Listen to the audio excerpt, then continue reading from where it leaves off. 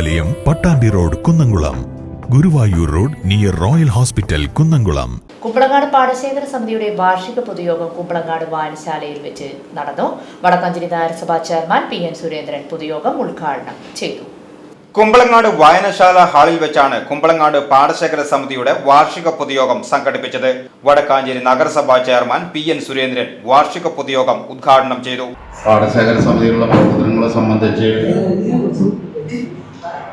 അറിയാൻ, തുടർന്നുള്ള പ്രവർത്തനങ്ങൾ എങ്ങനെ വേണം എന്നതിനെ കുറിച്ച് ചിന്തിക്കുന്നതിന് വേണ്ടിയാണ്, ചർച്ച ചെയ്യുന്നതിന് വേണ്ടിയാണ് നമ്മൾ ഈ യോഗം വിളിച്ചിട്ടുള്ളത്. വർഷത്തിൽ ഒരു തവണ വിളിക്കുമല്ലേ പൊതുയോഗം, അതിൻ്റെ രീതിയിൽ വിളിക്കാറുണ്ട്.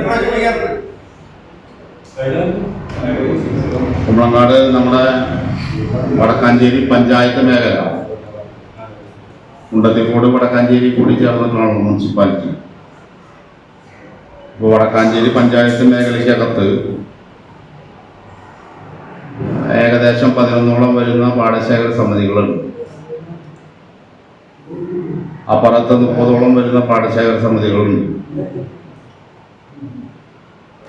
കൃത്യമായ രീതിയിലുള്ള പ്രവർത്തനം സംഘടിപ്പിക്കുന്ന പാടശേഖര സമിതികളിൽ ഏറ്റവും പ്രധാനപ്പെട്ടതാണ് കുമ്പളങ്ങാട് പാടശേഖര സമിതി. പാടശേഖര സമിതി പ്രസിഡന്റ് PV പാപ്പച്ചൻ അധ്യക്ഷത വഹിച്ചു. സെക്രട്ടറി M രാമചന്ദ്രൻ, കൃഷി ഓഫീസർ ഡിബിൻ, കൗൺസിലർമാരായ കമലം ശ്രീനിവാസൻ, രമ്യ സുന്ദരൻ, കവിത കൃഷ്ണനുണ്ണി, വായനശാല പ്രസിഡന്റ് സേതുമാധവൻ, ADC അംഗം MA വേലായുധൻ തുടങ്ങിയവർ പങ്കെടുത്ത് സംസാരിച്ചു. VCV news, Kumbalangad.